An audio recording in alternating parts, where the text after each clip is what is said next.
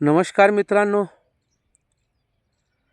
आज आपल्या देशामध्ये धर्माच्या नावावर काही पण केले जाते. नाशिक मनच्या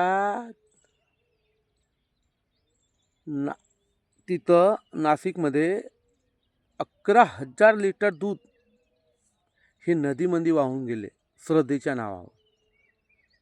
वास्तविक पाहता यावर बोलायला नाही पाहिजे होता. अरे आपण त्या नदीला देवी म्हणून पूजतो आणि श्रद्धेच्या नावावर तिथं केड कचरा दुनियाभराचा टाकतो आणि त्या नदीला अशुद्ध करतो. आज तर 11,000 लिटर दुधामुळे तेथील लाखो जीवजंतू मरण पावले असतील. ते जीवजंतू त्या पाणीला शुद्ध करण्याचं काम करतात. खरंच आपल्या बुद्धीची कीव येते.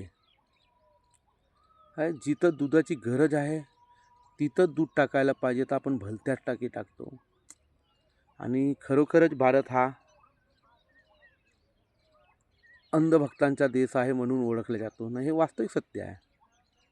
याचं कधीच काही नाही असं विचार येते.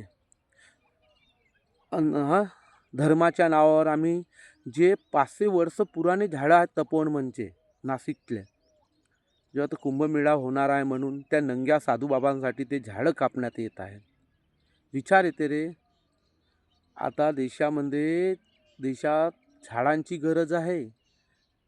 ऑक्सिजन धडगतीच्या मिळत नाही. तापमान एवढा वाढून गेलेला आहे. ऊन एवढी लागते, तरी पण आपण काही पण करतो.